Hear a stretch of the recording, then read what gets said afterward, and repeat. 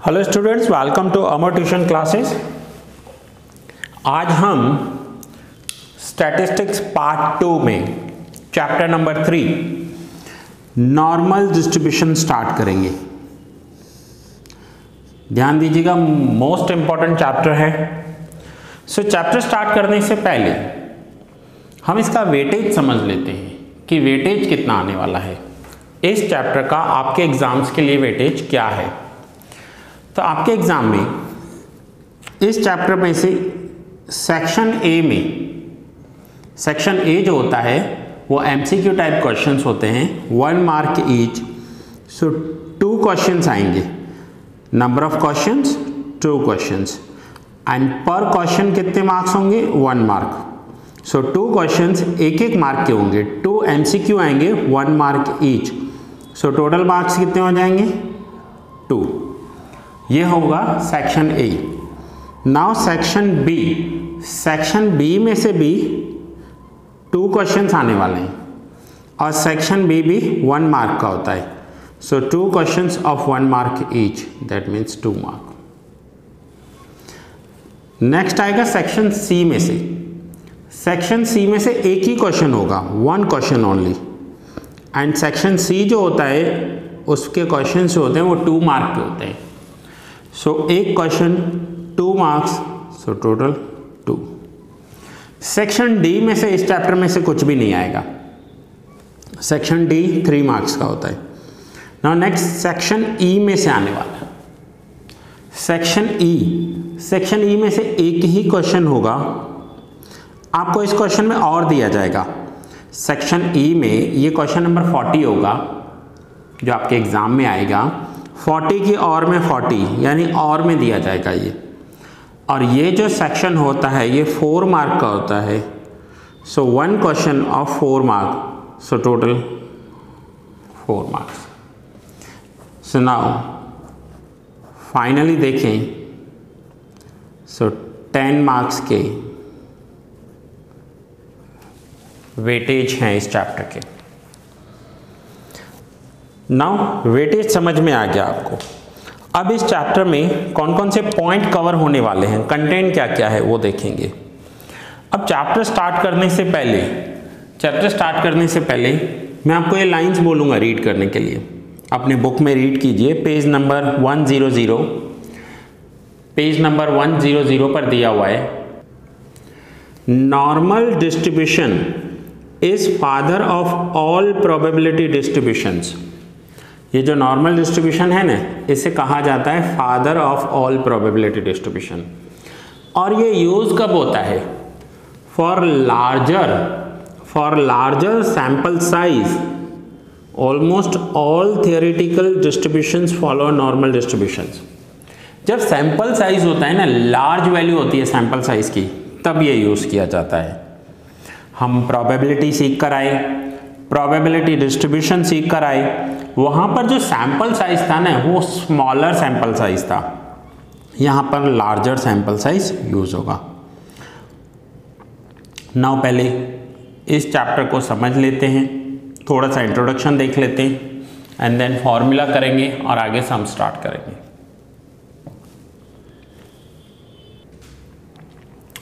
सबसे पहले normal distribution, introduction, उसकी मीनिंग क्या है।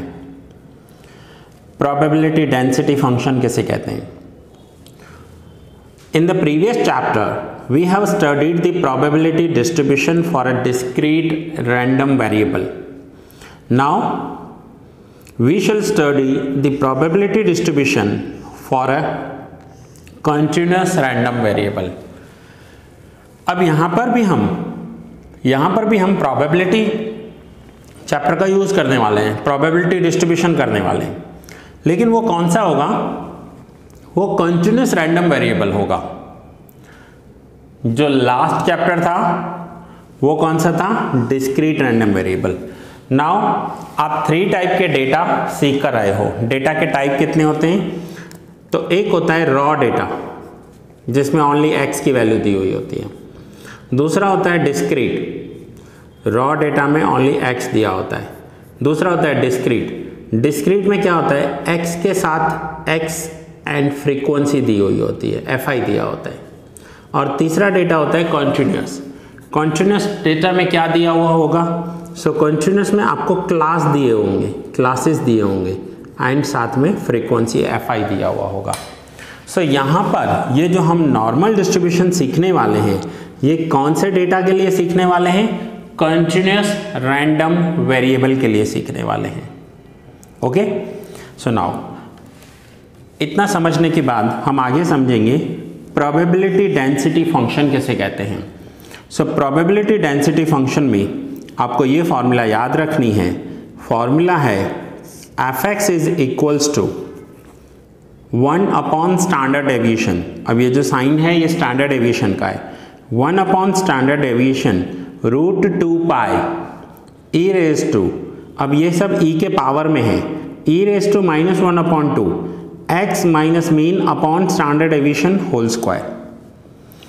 अब ये है और जिसमें हम पाई और ई के वैल्यूज यही यूज करेंगे जो आप पहले करके आए हो। अब इस चैप्टर की सबसे मोस्ट इंपॉर्टेंट बात कि इस चैप्टर में आपको एक ऐसा शेप बनाना होगा जिसे कहेंगे बेल शेप। इसे बेल शेप क्यों कहते हैं? क्योंकि ये आपको जैसे मंदिर में एक घंटी लगी हुई होती है ना, उसका शेप दिखाई देगा। देखिए यहाँ से मंदिर में जो घंटी लगी हुई होती है और ये एग्जैक्ट सेंटर में डिवाइड करेगा, पार्टीशन होगा, सो इसे बेल शेप कहते हैं।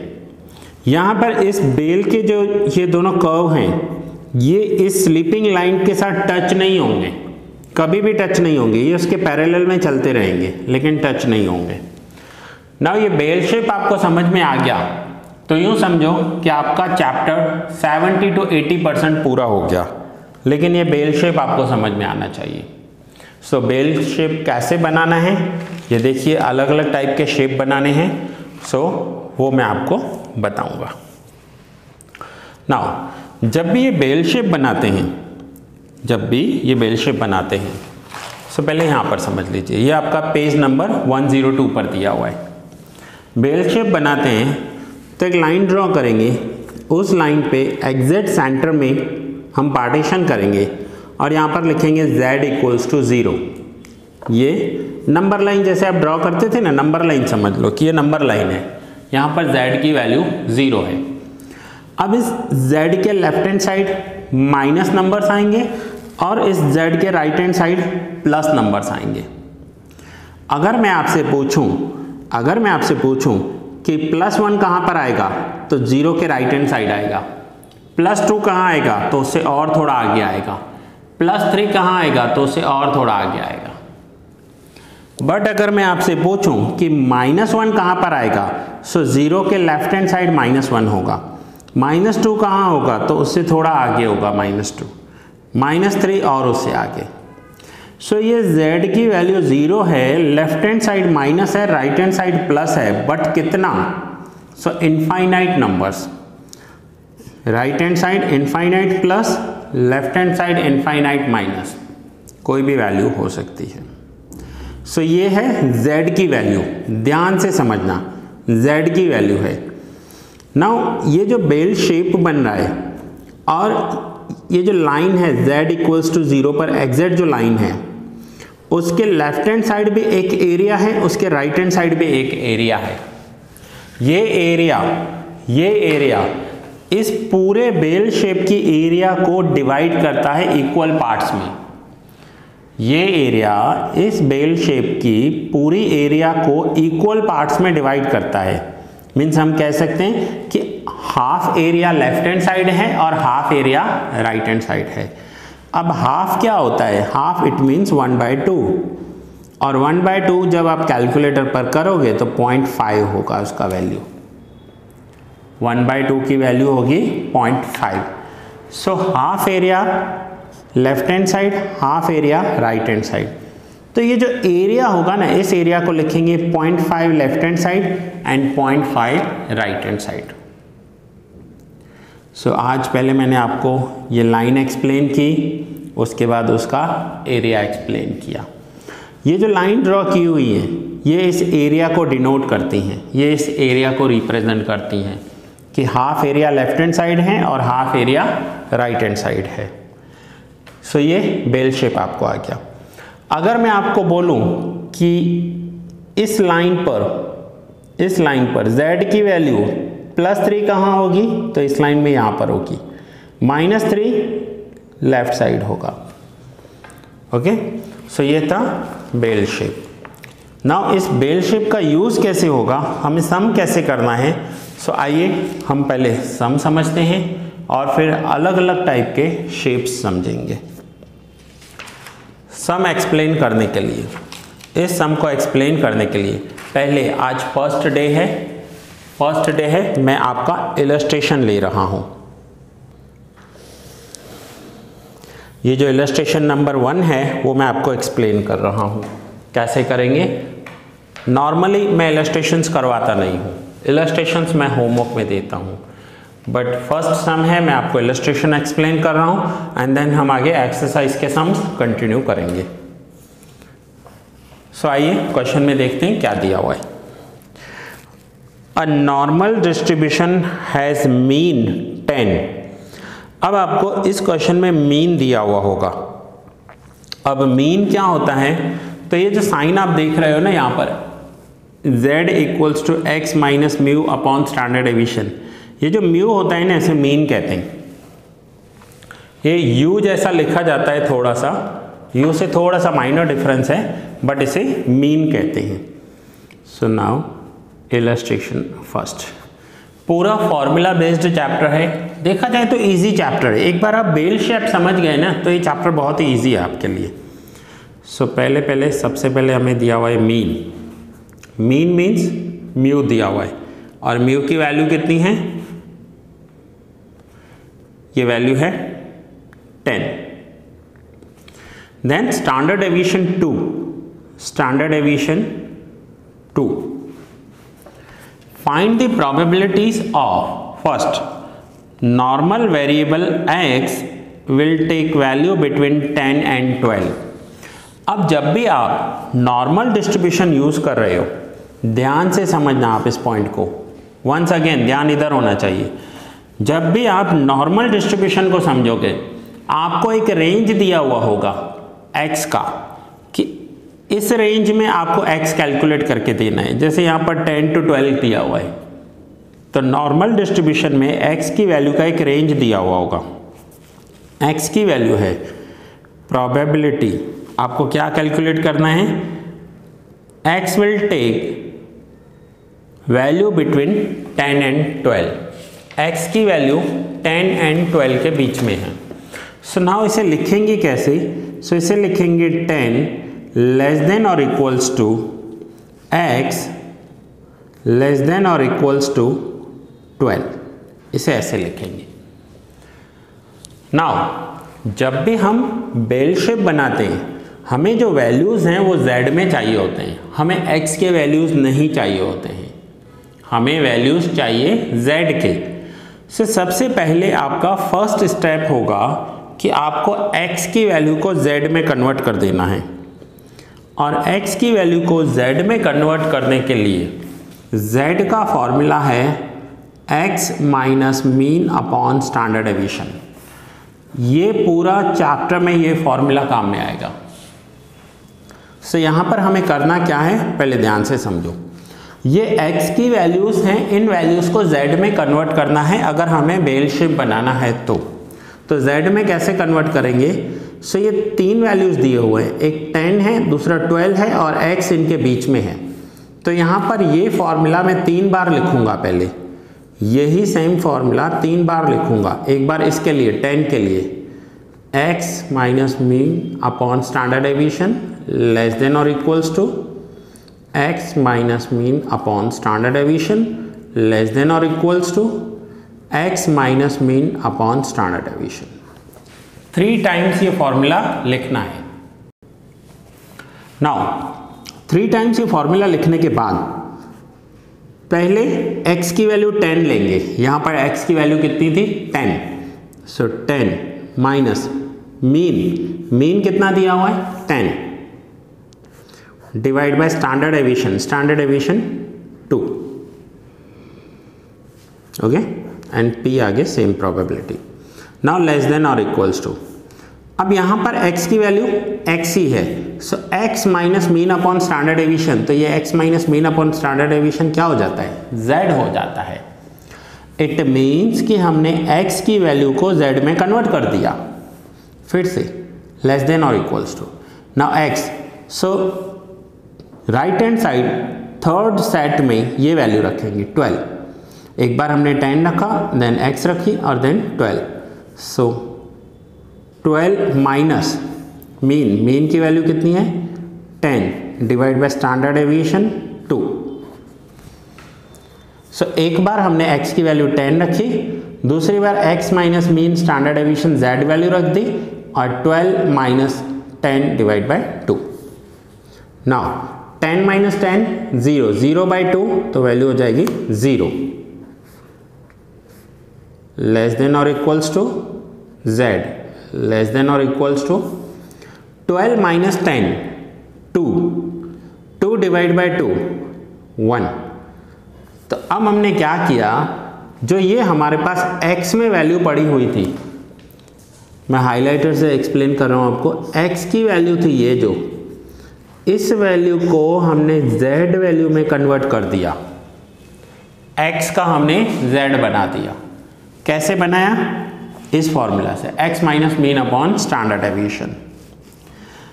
नाउ z की जब वैल्यू हमारे पास आ जाएगी तो उसके बाद हम ड्रॉ करेंगे बेल शेप, और वो शेप कैसे ड्रॉ करना है थोड़ी सी प्रैक्टिस करनी होगी आपको, और मैं पेन से ड्रॉ कर रहा हूं, आप पेंसिल से ड्रॉ करोगे। आपको एक z लाइन बनानी है, उसके बाद एग्जिट उसे हाफ पार्टीशन करना है, ये पार्टीशन में यहाँ पर लिखना है z इक्वल्स टू 0। अब लेफ्ट हैंड साइड होगा minus infinity, right hand side होगा plus infinity. Left hand side minus infinite value होगी, right hand side plus infinite value होगी। एंड नाउ इस शेप को अप्रॉक्स आपको ऐसे लेकर आना है, टच नहीं करना है, ये कभी भी टच नहीं होगा, अंदाजे से आपको करना है ऐसा, यहाँ पर पैरेलल होना चाहिए। ना z की वैल्यू 0 है। अब मुझे बताओ कि प्रोबेबिलिटी ऑफ 0 लेस देन और equals to z less than और इक्वल्स टू 1 का एरिया कौन सा होगा, 0 और 1 के बीच में कौन सा एरिया होगा। तो मैं आपसे बोलूं कि ये +1 0 के कौन सी साइड आएगा, लेफ्ट हैंड साइड या राइट हैंड साइड, तो आपका आंसर होगा right hand side. +1 right hand side यहाँ कहीं होगा। सो कहीं पर भी हम यहाँ z की वैल्यू 1 लिख देते हैं कि z की वैल्यू 1 होगी। अब अगर z की वैल्यू 1 है, so probability that 0 less then z less then 1, तो ये एरिया कौन सा हो जाएगा, तो ये एरिया ये हो जाएगा। इस एरिया को हम कहेंगे 0 less then z less then 1। 1 और 0 के बीच का एरिया, सो 0 और 1 के बीच का एरिया। अब ये एरिया होगा कौन सा, 0 और 1 के बीच में हम आ तो गए, 0 और 1 के बीच में हमें एरिया फाइंड आउट करना है, ये एरिया कौन सा होगा। तो उस एरिया के लिए आपको इस टेक्स्ट बुक में एक और टेबल समझनी पड़ेगी जो आपके टेक्स्ट बुक में लास्ट पेज पर दी हुई है। ये देखिए, ये लास्ट पेज पर आपको दिया हुआ है table of standard normal curve, table of standard normal curve. अब ये वैल्यू कैसे फाइंड आउट करनी है वो मैं आपको सिखा रहा हूँ। हमें देखना है, हमें चाहिए z की 1 वैल्यू, एरिया 1। सो यहाँ पर आपको कैसे देखना है, आपको ये वर्टिकल लाइन में देखने हैं, वर्टिकल लाइन में देखने हैं फर्स्ट 2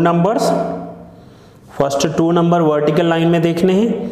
अब फर्स्ट 2 नंबर कैसे वर्टिकल लाइन में देखोगे, जैसे 1 है तो 1 मीन्स 1.0, तो ये वैल्यू होगी यहाँ पर देखिए 0.3413। 1 के पास में 0 की वैल्यू लिखी हुई है 0.3413, 3413। तो ये आंसर हो जाएगा हमारा। हमने z की वैल्यू 1.0 देखी, कौन सी है, क्या वैल्यू दिया हुआ है 0.3413। अब ये टेबल देखना कैसे है, मोस्ट इंपॉर्टेंट है कि आपको बेल शेप बनाना आना चाहिए। पहले तो बेल शेप बनाया कैसे, 0 और 1 के बीच का एरिया। अब अगर मैं नंबर लाइन ड्रॉ करूं और आपसे पूछूं और 0 से 1 के बीच का एरिया कौन सा है, तो आप बोलोगे 0 से राइट हैंड साइड और 1 से लेफ्ट हैंड साइड का एरिया है, और उस एरिया को हमें यहाँ देखना है। ये जो 1 वैल्यू है, ये जो 1 वैल्यू आई है वो टेबल में देखनी है। नाउ ये टेबल थोड़ा इंपॉर्टेंट है, सो आइए थोड़ा डिटेल में समझते हैं इस चैप्टर को, इस टेबल को, कि टेबल में आपको वैल्यूज देखनी कैसे है। थोड़ा सा डिटेल समझेंगे कि ये वैल्यू आपको देखनी कैसे, क्योंकि ओवरऑल आपको इसी टेबल के अकॉर्डिंग पूरा चैप्टर करना है। अब मैं आपको अलग अलग वैल्यूज बोलूंगा फाइंड आउट करने के लिए। सो आप सब लोग भी अपने बुक में लास्ट पेज निकाल दीजिए। लास्ट पेज पर मैं आपको अलग अलग वैल्यूज दे रहा हूं। ओके, नाउ 1.0 की ये वैल्यू है, यहां पर लिखा हुआ है 0.3413। अब सपोज करो क्वेश्चन में दिया हुआ है 1.05 का वैल्यू बताओ। क्वेश्चन में आपसे पूछा गया है 1.05, तो 1.05 कैसे देखना है आपको, 1.0 यहां देखना है और 5 यहां देखना है। तो इसे आप चेक कीजिए, 1.0 और 5 यहां पर, तो ये वैल्यू दी हुई है 0.3531। तो आपको ऐसे फाइंड आउट करना है। सो वर्टिकल नंबर्स में आपको 2 डिजिट देखने हैं। मैं और भी फ्यू एग्जांपल्स दूंगा, आपको अच्छे से एक्सप्लेन करूंगा टेबल देखनी कैसे है हमें, क्योंकि इसी टेबल पर तो हमारा पूरा चैप्टर होने वाला है। अब सपोज करो मैं आपको बोल रहा हूं 1.65 बताओ मुझे, 1.65, तो आप कैसे दिखाओगे, 1.6 यहां पर देखना है वर्टिकल लाइन में और 5 देखना है इस हॉरिजॉन्टल लाइन में। सो 1.65, तो इसका वैल्यू है 0.4505। ऐसे आपको टेबल देखनी है। कुछ और एग्जांपल्स लेते हैं टेबल देखने के। मैं आपको पूछ रहा हूं 1.87 की वैल्यू बताओ मुझे, 1.87, तो आप कैसे बताओगे, 1.8 यहां पर देखना है, 7 की वैल्यू यहां से देखनी है, 1.87। सो 1.8 आप देखोगे वर्टिकल लाइन में, 7 देखोगे आप हॉरिजॉन्टल लाइन में। सो 1.87, सो 0.4693। फिर से अगर मैं आपको बोलूं कि 1.32 का वैल्यू बताओ, 1.32, सो 1.3 आपको यहां पर देखना है और 2 आप देखोगे ये रहा। सो 1.32 वैल्यू हो जाएगी 0.4066। ओके, 1.49 का वैल्यू 1.49, सो 1.4 देखोगे यहां पर और 9 वैल्यू, ये लास्ट वैल्यू है 1.49। सो 1.49 का वैल्यू हो जाएगा 0.4319। ओके, सो ये जो वैल्यूज हैं, ये पूरा टेबल दिया हुआ है आपको। अब सपोज करो मैं आपको बोल रहा हूं 3.36 का वैल्यू बताओ, 3.3 यहां देखोगे और 6 कहां देखना है आपको, 6 यहां पर ऊपर देखना है। सो 3.36 आप अपनी बुक में देखो, यहां पर कैमरा में पूरा बुक कवर नहीं हो रहा है। 3.3 आप वर्टिकल लाइन में देखोगे और 6 आपको हॉरिजॉन्टल लाइन में देखना है। सो 3.36 का जो वैल्यू आ रहा है 3.36, वो आपकी जो वैल्यू होगी वो है 0.4996, 0.4996। सिंपल है, कोई ज़्यादा हार्ड नहीं है, आपको समझना है सिर्फ ये वैल्यूज़ कैलकुलेट कैसे होती हैं। और भी कुछ आप अलग अलग कैलकुलेट कर लीजिए। ओके, सो ये वैल्यूज अगर आपको आ गई और बेल शेप समझ में आ गया तो आपका आंसर इजी हो जाएगा, आपको ज़्यादा इसमें प्रॉब्लम नहीं होगी। सो स्टूडेंट्स, आज हमने इलस्ट्रेशन फर्स्ट किया। इलस्ट्रेशन फर्स्ट में भी 2 क्वेश्चन दिए हुए हैं, उसका हमने फर्स्ट सम किया। अभी एक और सम बाकी है, बट मैं आज आपको इतना ही एक्सप्लेन कर रहा हूँ, इलस्ट्रेशन फर्स्ट का फर्स्ट सम। सो होपफुली आपको ये बेल शेप समझ में आया होगा। आपको क्वेश्चन में मीन दिया हुआ होगा, स्टैंडर्ड डेविएशन दिया होगा, x की वैल्यूज दी हुई होंगी।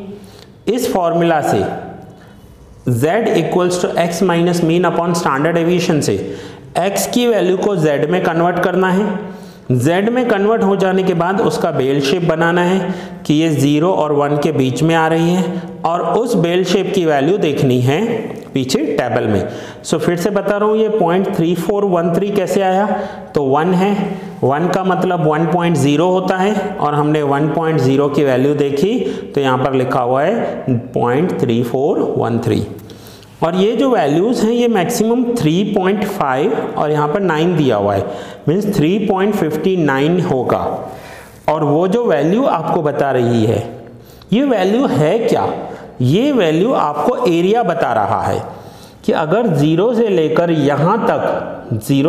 यहाँ तक हम आगे बढ़ रहे हैं तो इस बेल का एरिया कितना होगा, वो आपको एरिया बता रहे हैं। ये देखिए क्या लिखा हुआ है, area under the standard normal curve, area under the standard normal curve. So ये आपको टेबल की थोड़ी सी प्रैक्टिस करनी है, मैं कुछ आपको प्रैक्टिस करने के लिए दे देता हूँ, आप मुझे कैलकुलेट करके बताइएगा। सो प्रैक्टिस में मैं आपको दे रहा हूँ 2.25, 3.87, सॉरी 3.37,